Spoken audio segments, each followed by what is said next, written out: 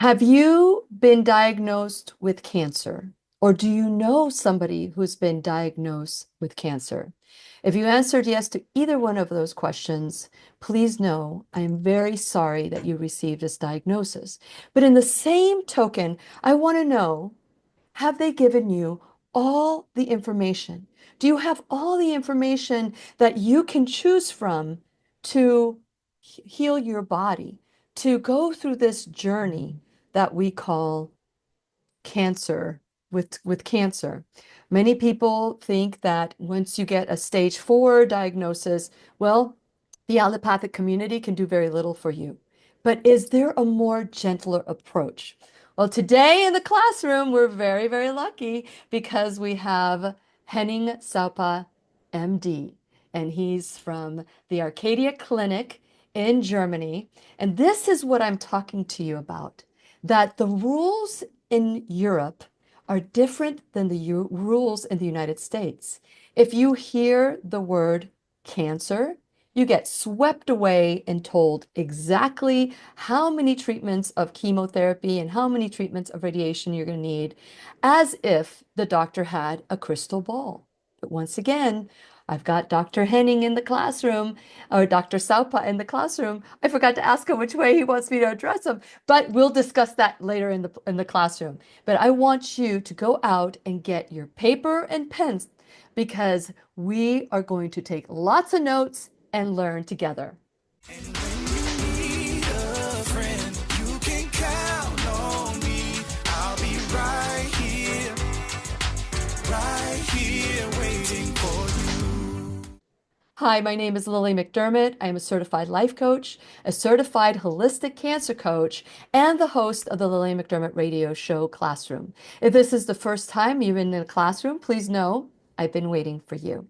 This is a safe place where you can go when you need a friend. It is my commitment to provide natural ways to heal, and it is my mission to make awareness, responsibility, and truth a part of our everyday life. And I hope you, my listening and viewing friend, will feel empowered to embrace a new truth and live the life of your dreams.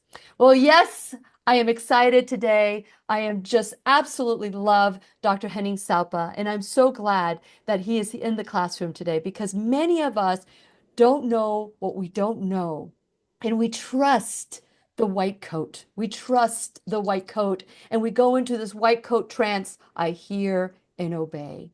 Well, it's time to start hearing, verifying, searching, and taking a pause because Dr. Henning is here to teach us about a gentler approach to the healing journey of cancer of your body. And since it is our sole purpose in life to give and receive love and knowledge, I am so grateful that Dr. Saupe is here in the classroom. So welcome back, Dr. Saupe. Hi, Lily. Great to meet you again. I'm so excited that we're having this podcast today, and I'm excited to answer your question and meet your audience today. Absolutely. And I want everybody to know that today we have a special offer for any of you who are considering going outside of the United States to journey and that health journey that you might be in to go to Germany. For everybody who wants to learn more, if you call Dr. Salpaz, and we'll give all the information. Actually, maybe they could call me and I can contact you. I don't know how we can do this, but Dr. Henning is going to be giving all of you a 45-minute free consultation, especially with some of the treatments we're going to be talking about today. You might want to learn more before you jump into a more allopathic, conventional approach here in the United States. So, welcome back. I'm so glad. Share a little bit about your background because I really want to get into this more holistic approach to healing the body. So share a little bit about your background and how you started in oncology. Yeah, thank you, Lily, for that question. It's the question of my life. It started in my adult life with a huge interest for life sciences. When I was done with high school, I decided to study medicine because of my interest in life sciences. I wanted to know, what is life about? How comes life appears on Earth in all these complex structures and in the human body? So that got me into medical school and medical university. And What I learned in these 6 years of medical university in Germany to become a regular medical doctor was the way to diagnose diseases and treat them with a reductionistic primer, with a reductionistic approach. And I will explain what that means. If you are trained in a Western world medical university, you are trained to look at the symptom of the disease and help the patient to get rid of the symptom as fast as possible by blocking the symptoms or by taking out the problem surgically or by destroying it with radio waves and radio energy. And we talk about oncology today, the science and the medical specialty around cancerous diseases. So when we go to cancer medicine oncology, the reductionistic approach is to look at the cancer cell and try to kill it or cut it out. And there is definitely some truth in that approach, and it became the dominant approach in Western world medicine about 150 years ago when the philosophy in medicine changed completely from a holistic primer that takes everything into account to a reductionistic primer that only looks at the symptom.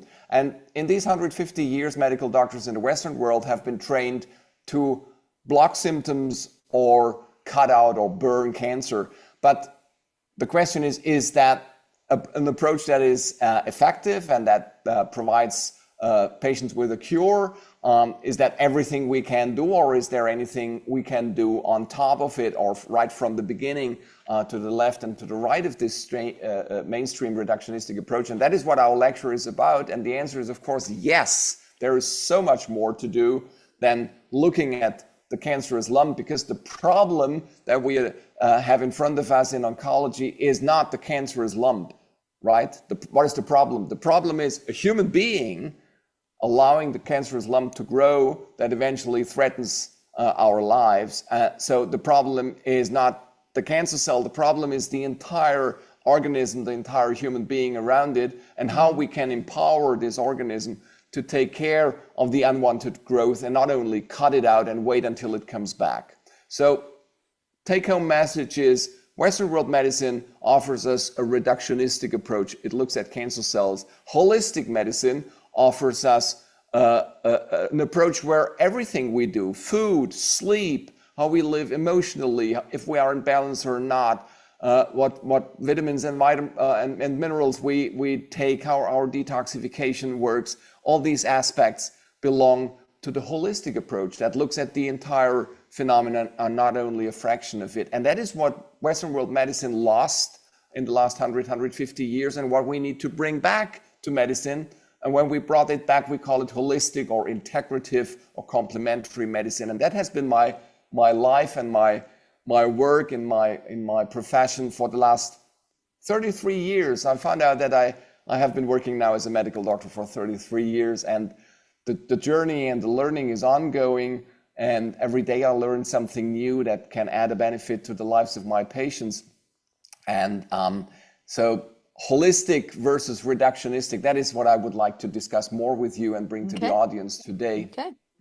Well, I'm excited about it. And by the way, for those of you who have seen Dr. Henning in the, do you want me to, Dr. Henning is what they call you Dr. in Henning is Germany. perfectly fine. That's what they call you in Germany. And then I said, well, in the United States, it might be Dr. Saupe. So like Dr. Henning, let's go with Dr. Henning. And so with that in mind, when I first met you, I met you at the Annie Appleseed Project Conference, and we were introduced not only at that moment, but we were also, I knew about you many years ago when I met Marcus Freudemann many years ago. And so I really do feel that this is like our moment, and that for us to continue to build on what you're trying to do, because this is part of my mission too.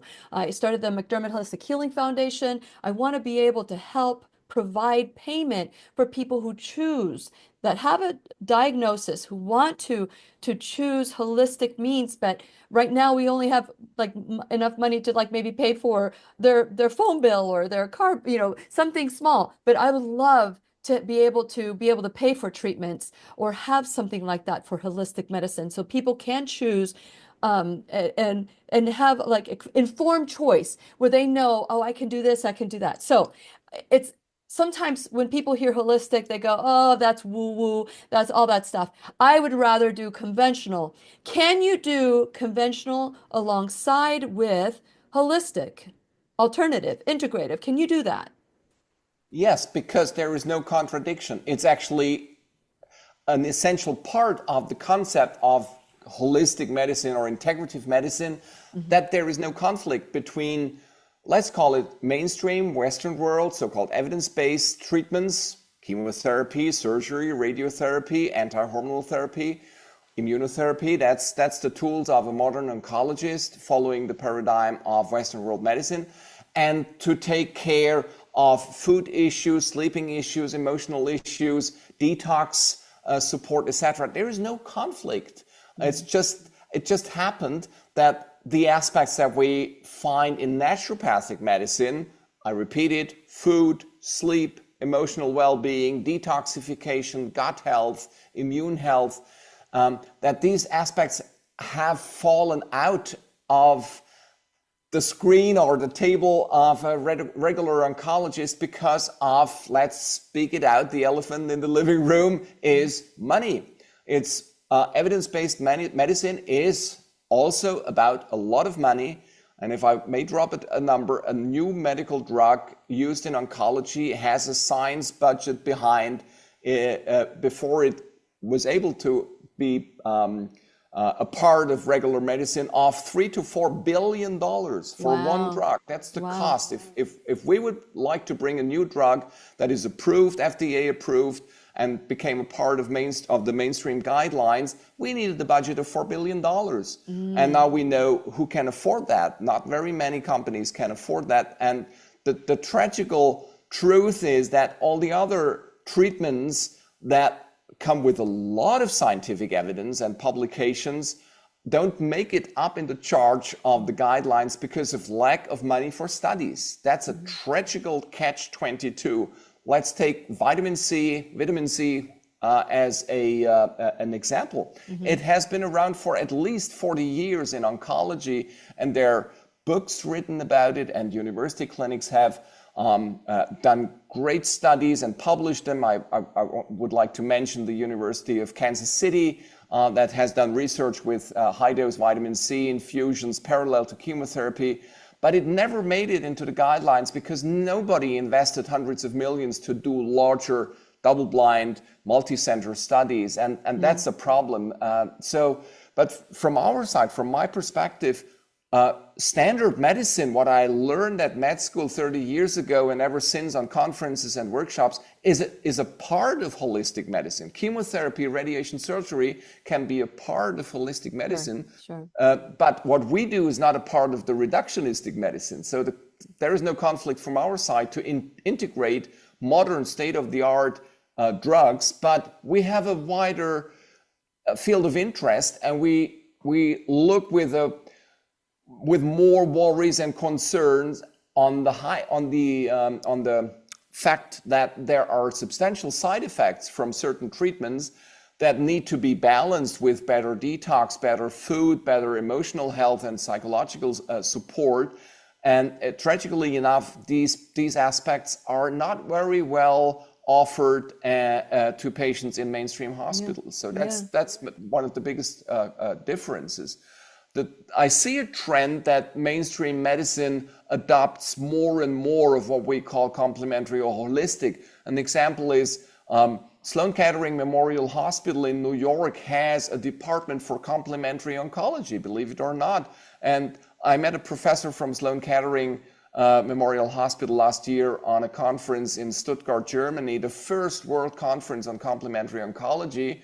And here there was a professor from Sloan Kettering. So the worlds move together more and more, and the conflicts become less and less. There is still a long way to go, but I see a positive trend that what we do in complementary medicine meets more and more acceptance in standard medicine. And I believe in the future, it will grow together, and holistic is the future. Holistic means address all important aspects and not only block the symptom. be this is great. I'm really excited. Every cell in my body is really excited because I know, 1 in 3 people are going to be diagnosed with cancer. And we go into this hear and obey white coat trance, but we don't verify. We don't verify. And that's where we don't get half of the other side. To me, the way I would think that we would want a more gentler approach. And if this doesn't work, then we go a little bit more aggressive. But before we go into, I just gave a talk to a group of about holistic cancer options. Like if you, as a holistic cancer coach, they wanted to know what are some holistic options. And the way I started the conversation is, yeah, I can tell you about hyperbarics. I can tell you about all this stuff. I can tell you about vitamin C, IVs, all this stuff. But I really want to talk to you about the mindset. So before we go into, and I know that this is part of, you're checking off the list here of the things that you look at. How important is mindset and wanting to do whatever it takes to not just survive, but to reverse and thrive? I would say it's key. It's the most important single factor on the healing journey is mindset. I've met the most spectacular patients who made it to complete remission and no evidence of disease from being diagnosed stage 4 end-stage cancer and were told you will die within the next month. And here we are 10 years later, they still call me and say hello to me and say, I just wanted to check in and tell you that I'm fine. Thank you very much for what you did for me 10 years ago.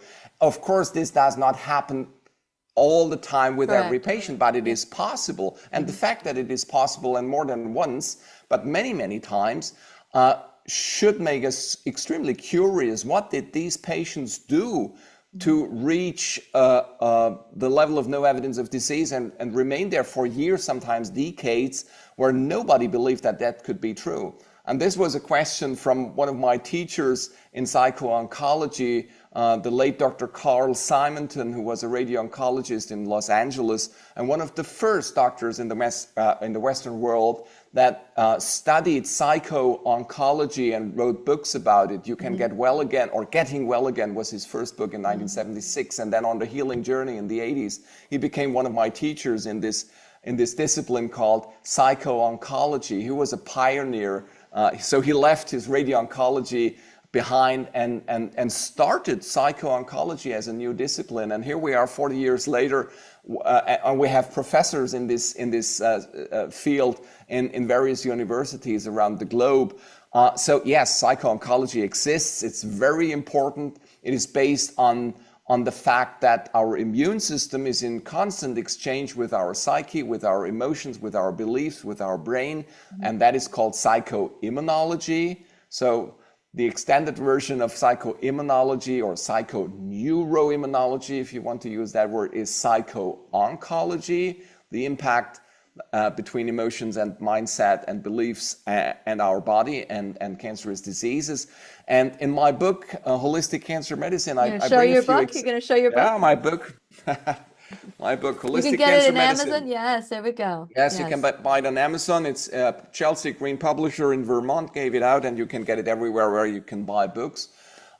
So I mention studies and give the references to these studies, what have been shown, and believe it or not, the psychological impact is measurably the most important one, and it can by far exceed the importance of chemotherapy. That's a dared statement. How can I say that? Well, look at my book and go to a study that was published in 2007 in the International Journal of Oncology by a gentleman called Professor Küchler from Hamburg in Germany, who did a study with psychoeducation, relaxation techniques, coping strategies that were discussed and worked with a group of patients. And it is a randomized study. 274 patients were included. Half of this group were offered 9 hours of psychological support, coping strategies, relaxation techniques, mindset, mindfulness thinking, for instance. and the other half was not offered that extra treatment. And both groups, of course, got standard of care surgery, radiation, and chemotherapy. And then one checked the groups and sent questionnaires to them. And the endpoint of the study was survival. So very, very real and simple to measure endpoint. Yeah. Who survived? And believe it or not, the difference in these groups after 10 years was 120%. Wow. 120%. That means in the group that received 9 hours of psychotherapeutic support, there were more than double as many long-term survivors compared to the other group. Randomized trial, University of Hamburg, Germany, Professor Küchler. Spectacular study published in the International Journal of Cancer. What happened afterwards? Nothing. The world said, oh, how interesting, and continued to not offer these extra hours of psychotherapeutic support. That's a very, very strange phenomenon. If it was a drug that had a tenth of the impact, like 10% more survivors, we would have it on the market and we would be ready, or our insurances would be ready to pay $200,000, $300,000 a year for that drug if it only had a tenth of the impact of 9 hours of psychotherapeutic support. So that's my answer to your question. How important is mindset? So, and it's a great and a brilliant answer, and I really love that. And that's why, when I was giving this talk, I was saying, let's give it a percentage. Let's give it 95%. It's the mindset, and 5%, let's give it the body. The stuff that we can do is the body. But most people spend 100% on the 5% and ignore the 95% and wonder why they're not getting better. And so that's a point that I want to make now, that I want all of you to kind of like sit with, because it is very important that we realize that not every person has gone through the same traumas, the same perceptions, the same experiences. And so the results are going to be different if they don't do the work of the 95%, which is the spirit, the mind. That's where we hold a lot of our emotions that need to come out, and they manifest in cancer, or they manifest in autoimmune condition, they manifest in heart attack. There's so many different ways that it manifests, but I'm not saying that people are crazy. Please don't hear that. But there are traumas and emotions that are being held captive in the body that need to be dealt with. Would that be a kind of like a Absolutely. summary? And I have another example and the book that I recommend everybody to read, and that's Kelly Turner, Dr. Kelly Yeah. Turner, and her two books, Radical Remission and Radical Hope. We met Dr. Kelly Turner in West Palm Beach, and we sent patients to one another, and she has a group of so-called radical remission teachers. That's the movement she started some years ago, and it totally supports what I just told you. Yeah. She found 10 health factors in patients who could tell extraordinary stories of unexpected remission from cancer, where the reason for the remission was neither surgery nor chemotherapy nor radiation. And she collected around 1,000 of these cases and interviewed them. And then she looked for the healing factors. What did these extraordinary patients do in order to receive a unexpected remission from cancer, from late stage cancer, stage 3, stage 4 cancer? And the answer to this question are the 10 factors that she describes in her book. To make it short, she found 3 somatic bodily factors: changing your diet to a more healthy one, incorporating naturopathic drugs like herbs and vitamins and minerals, doing more physical exercise. And the other 7 factors were psychological, emotional, spiritual. Yeah. 7 spiritual, mental, emotional factors and 3 somatic factors. That's what she found out. Okay, so if anybody is curious about this, it's time to write, text me at 407-373-5959.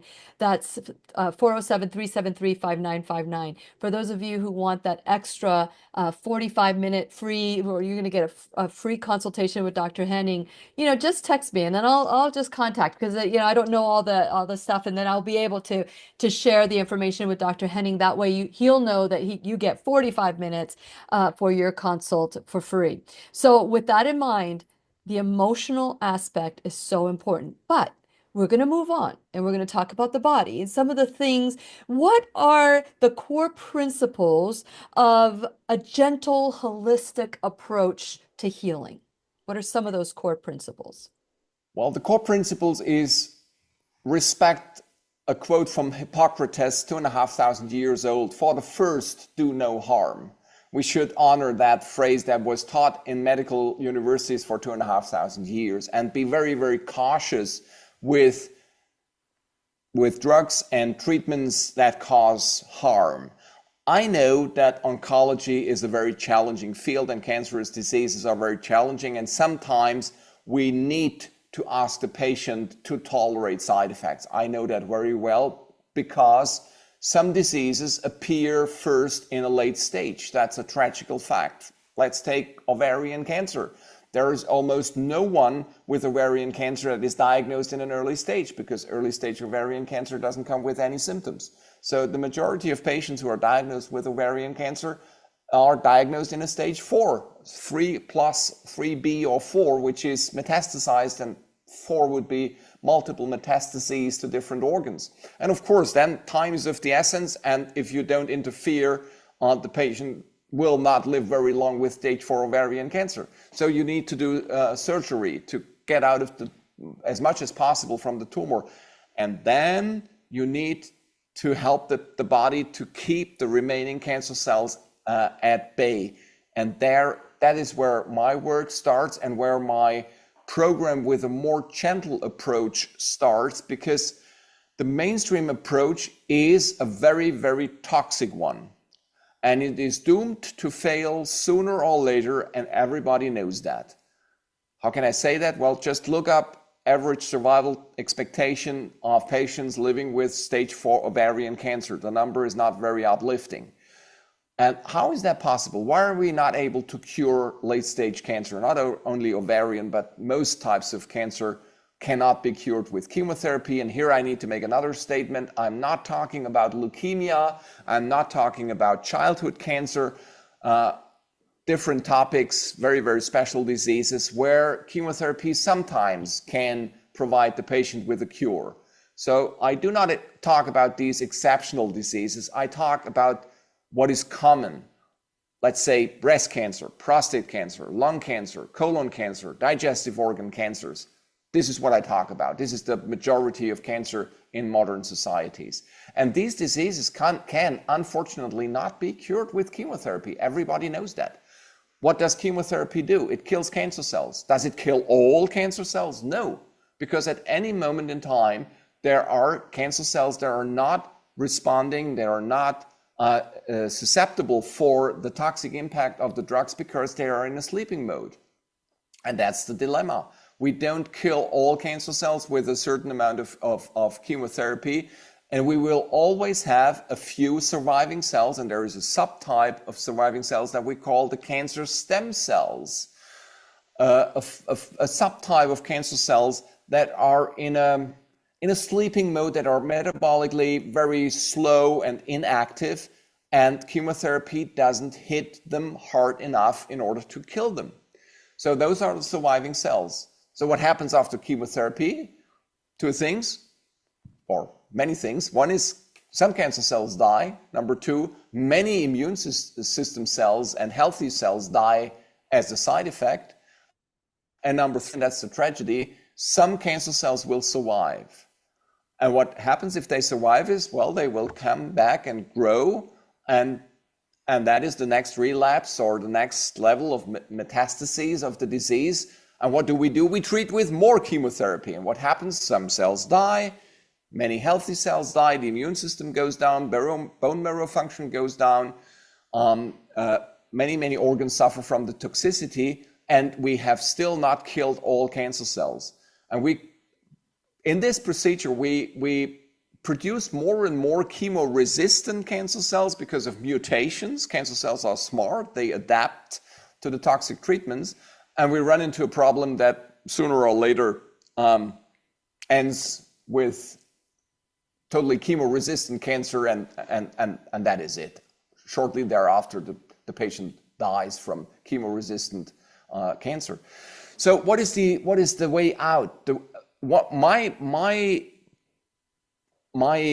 plan, my approach, my philosophy is to not try to kill all cancer cells in a stage 3 or 4, because it's not possible, but to aim at a long-term stability. And yes, I need to talk with my patients sometimes for hours to help them to understand that that is their chance to live a long and happy life with cancer, and that the truth is that there is no simple cure for metastasized stage 4 organ cancer. I'm still not speaking about leukemia. That's a different story. Yeah. So, and if we have understood that, then we have a chance to decline from the program maximum tolerated dosage of chemotherapy, as long as the patient tolerates it, to another, to kill as many cancer cells as possible. That's the old paradigm. So the new paradigm is, let's use a softer, a more gentle treatment, accepting that we can't kill them all, but aiming at a stability and a good and long life with cancer. And yes, it's a challenging message. It takes a while to understand and accept it, because the patients I meet, they ask me in the first minute, can you cure me? How many have you cured in stage 4? And I take a deep breath and say, now listen, please. Nobody cures stage 4 breast cancer or pancreatic cancer or lung cancer. At least no medical doctor can do that. Maybe God can do that, and there are exceptional stories that it happens every once in a while, but in average, we medical doctors have to tell you that's not possible. So my aim for you is a long and happy life with the disease. Become a cancer thriver, and let's change the paradigm. And now I would like to share some of my tools, and of course, I could go on for hours to explain the details. Well, before you share the tools, I just want to add that this is not against chemotherapy or radiation kind of class. This is not about that. We're trying to offer you options and choices and all that that you can do for yourself. And there have been many stage 4 remission stories where there's no evidence. However, no doctor can make that claim, because then it would not be real. So you have to have that in your heart, that you're going to be well, right? I mean, if I know I'm going to be well, doesn't matter what the number is. And I always say, don't even find out the number. Don't even find out that number, because that number can mark like a death sentence in our mind, that this is our end date. So I just want to encourage all of you to know that Dr. Henning is giving us information that all of us can sit with and go, huh, I can live with cancer? I can, because that's a new concept. How can I live with it instead of killing every cell? That's brilliant. That's brilliant. And so before Dr. Henning starts talking about the different ways that he can do it, I just want to add to all of you, for those of you who are interested in getting a 45-minute consult from Dr. Henning for free, you can text me or email me at lily@whenyounneedafriend.com, and I'll get you connected to Dr. Saupe. So, but in the meantime, go to whenyounneedafriend.com. If you are a subscriber to the classroom, you have all of Dr. Henning's information, his clinic information. All you have to do is click on his name and it'll take you there. But if you want to take advantage of this 45-minute free consult, if you're interested in that, and you are considering going to Europe, where they have more options for you than the options that they have here, and paid by the insurance. And I do want to talk to him about the fact that sometimes we feel trapped by what is paid for by our insurance, as opposed to what is out of pocket, which could be less when you pay out of pocket for your own treatment versus paying out of pocket from the insurance, and all of that could be even more money. So just keep that also in mind when you make those decisions. But before we go any further, I want to encourage you to go to whenyounneedafriend.com. While you're there, please subscribe, like, and follow.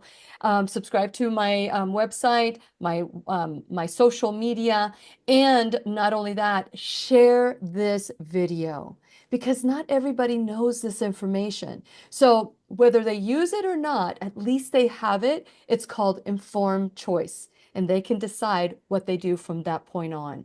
I'm not here to make people do something different. I'm here to we're here to educate. So go to my website, start your journey there. This is where we take 100% responsibility for our life, and we question with curiosity, not with criticism.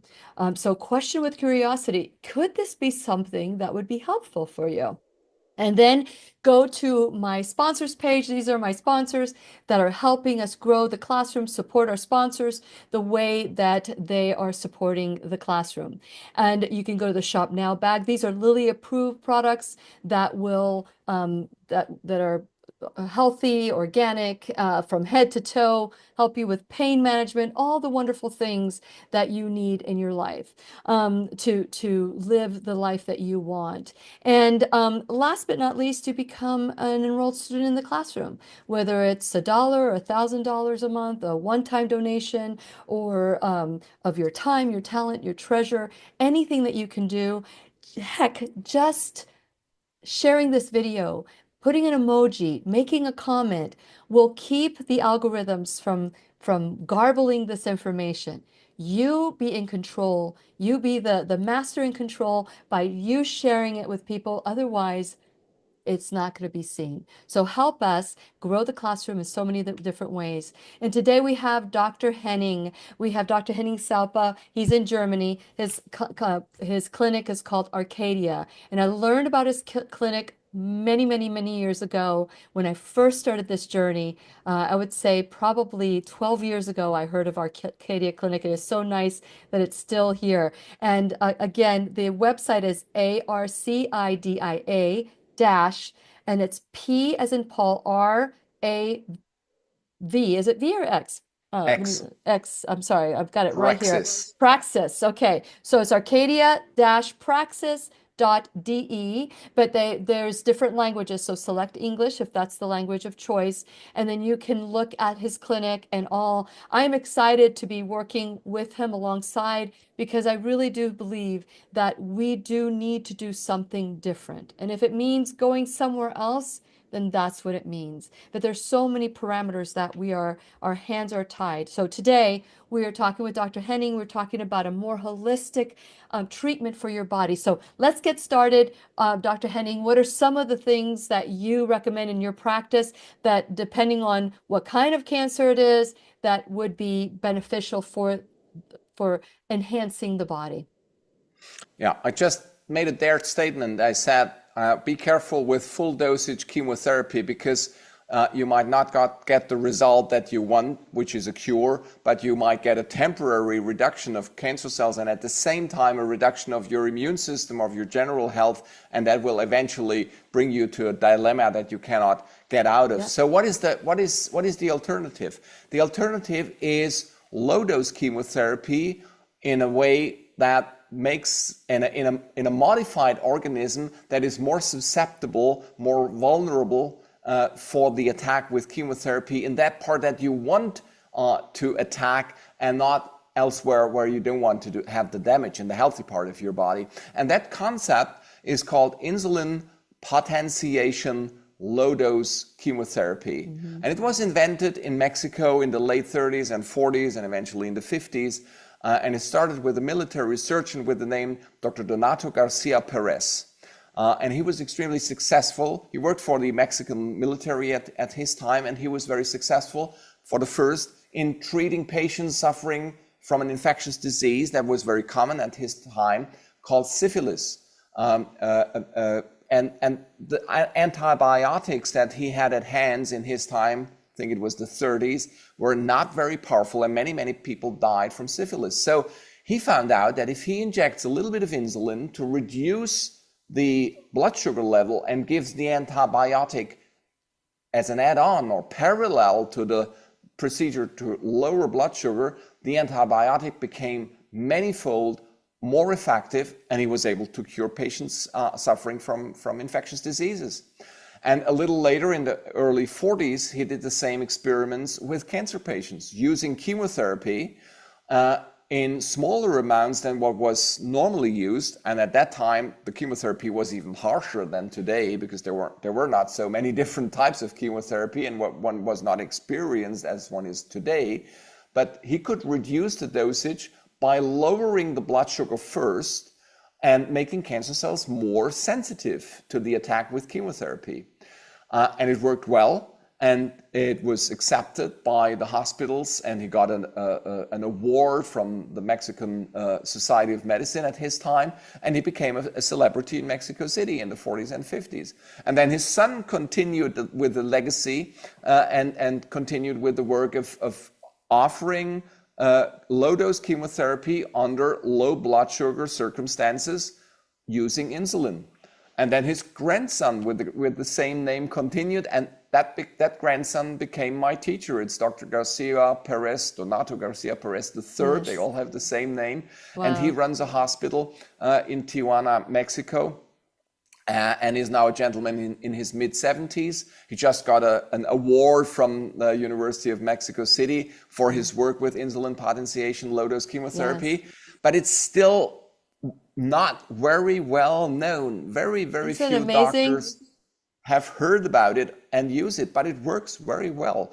So what do we use? In average, and the dosage is of course adapted to many individual factors, and for sure this is not this cannot replace a meeting with your doctor. If you listen to me, this is just for general information. Never ever use my words to start treating yourself with it. That would be a misconception. There is no doctor-patient relationship right now being established. No, that's right. It's just education. But you can ask your doctor, hey, why aren't you using 20% of the dosage of chemotherapy and lower my blood sugar first? And I can show you some literature and experiences from the Academy of Insulin Potentiation Low-Dose Chemotherapy that has made the experience for 80 years in a row that it works very well. Yeah. And what happens if you use 20% of chemotherapy compared to 100 is you get only a fraction of the side effects, close to no side effects. It's about a fifth of the dosage, and it's less than a fifth of the side effects, because the side effects correlate to the dosage not only in a linear, but in an exponential way. That means from a certain point on, toxicity does a lot of damage. And if you go down this curve to a realm where chemotherapy is not as toxic to your brain, to your kidneys, to your liver, to your bone marrow, then you have the harm where you need it in cancerous tissues and not where you don't want it in your bone marrow and your brain. So how is that possible? Simple explanation: cancer cells thrive on sugar. That's their main fuel. So if you lower the excess of sugar in your blood, cancer cells go into a crisis. They become extremely hungry, so to speak. And when they're hungry, they open their gaps. They open their channels for sugar. And that's exactly what we want, because the chemotherapy that we offer when blood sugar is low, and now the cancer cells have opened their gaps, they opened their membranes, goes up to 10 or more than 10 times more effectively into the cancer bodies compared to normal blood sugar levels. That is published in the literature, but it never became big. Nobody ever started large clinical trials with randomized trials and double-blind, etc., because of lack of money. And it is very easy to understand if you come to the market and say, hey, I have something that works much better with a fifth of the cost for drugs. No company would ever sponsor your study. And that is the tragedy, and again, the catch-22. So does low-dose chemotherapy with insulin potentiation cure cancer? No is my answer. That's the truth. It is still not the cure, but it lowers the amount of cancer cells. It reduces cancerous masses without causing the patient harm. And that means the patient can be treated very, very many times with this kind of therapy. We see much less development of resistant tumors if we use lower dosages, and we provide the patient with a treatment that offers and saves his quality of life instead of ruining his life. So this is what we do to get cancer under control and attack cancer in a smart way. 20% dosage, blood sugar modification with insulin injections, thorough observation and follow up with the doctors, of course, only experienced doctors with a license from the Academy of Insulin Potentiation Therapy, and Dr. Garcia, as the president of the Academy, are allowed to do that. I am such a member, and I have a certificate from Dr. Garcia. So you need to know how to do it, because injection of insulin is a little tricky, and you must know what you do, otherwise you Well, cause. you have also a whole protocol with hypothermia Of and all course. these different things. But I want to follow up. I have a couple of questions on insulin potentiation therapy because I remember hearing about this many, many years ago, and I'm like, why aren't more people choosing this over full dose? But I have a question about the chemotherapy that you use. Now, do you test each patient to see if they have sensitivities to that chemotherapy or not? Do you do Yes, that of course. first? Crucial. Thank you for the question.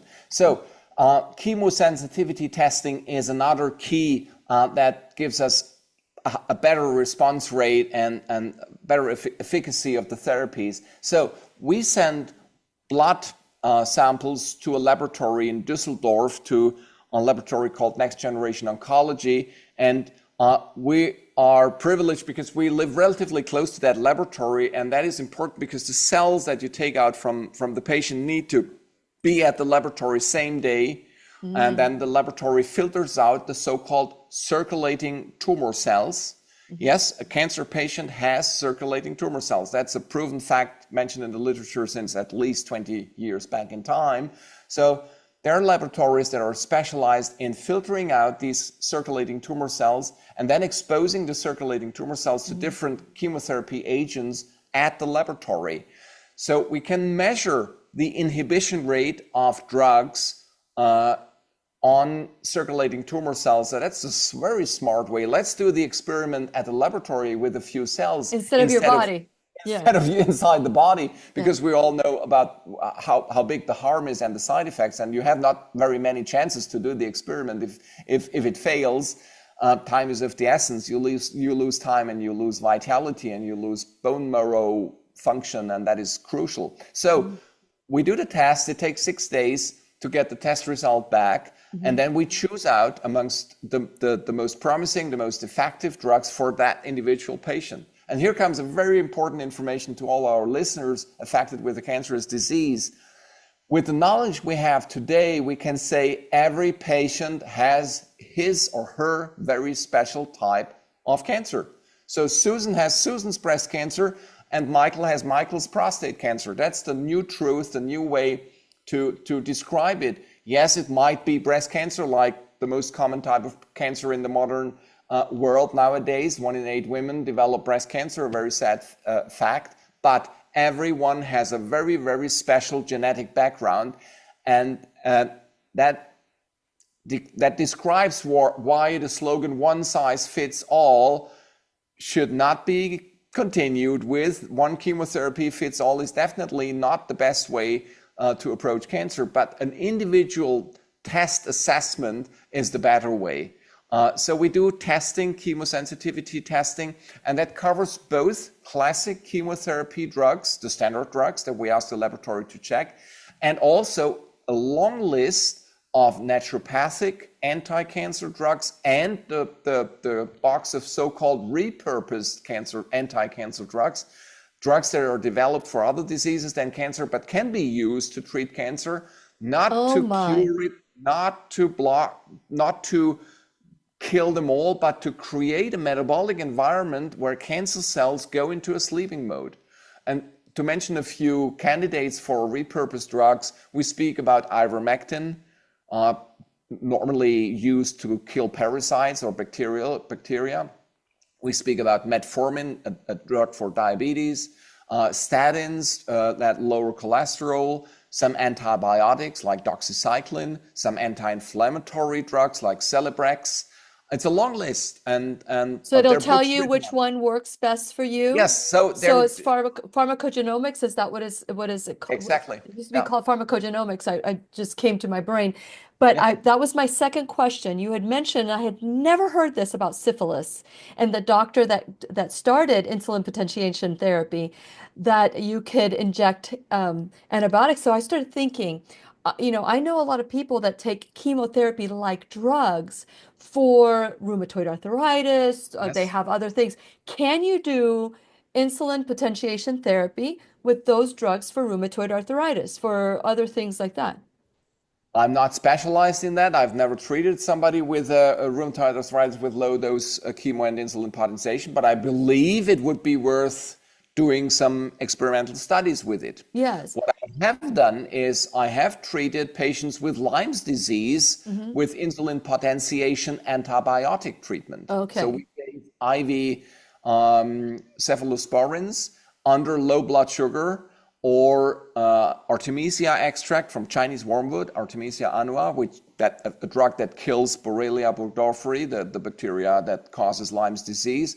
And we saw very good responses. We saw successful changes after such a therapy. It's So amazing. yes, I have experience with, With in some cases, with chronic infectious diseases that responded well to insulin potentiated antibiotic treatment.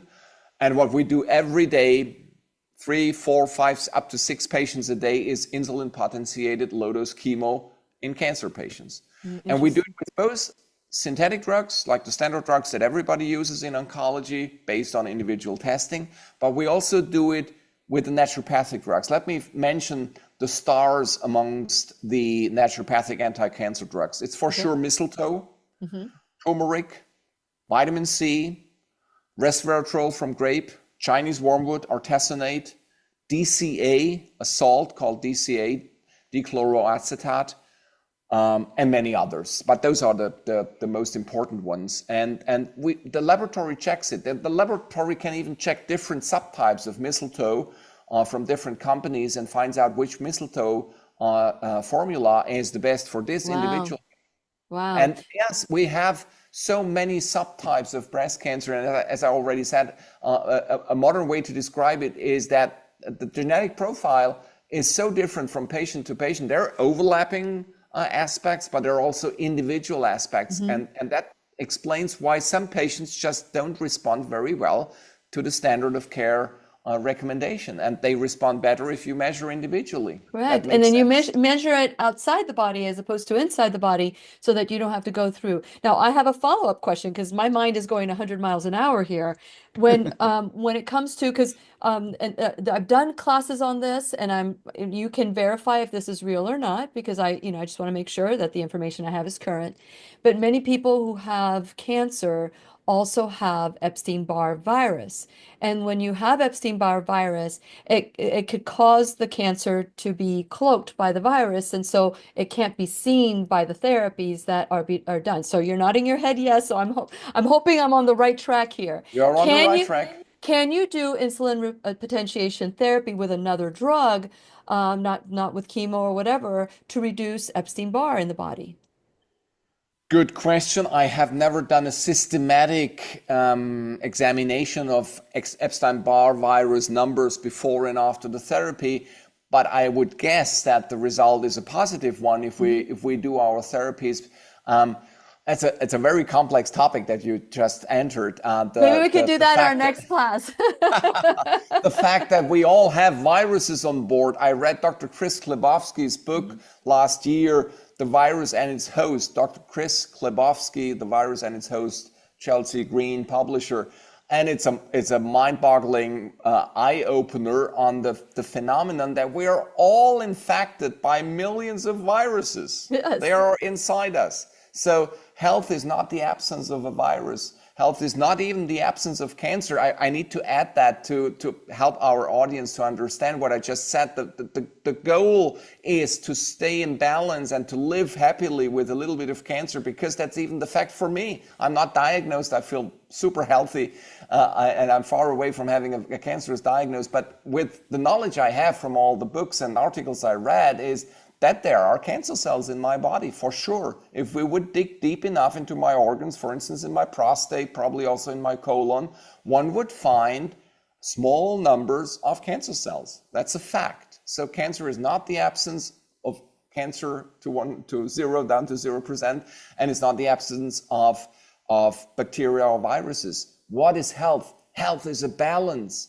Health is the capacity to be in control of viruses, bacteria, and cancer cells.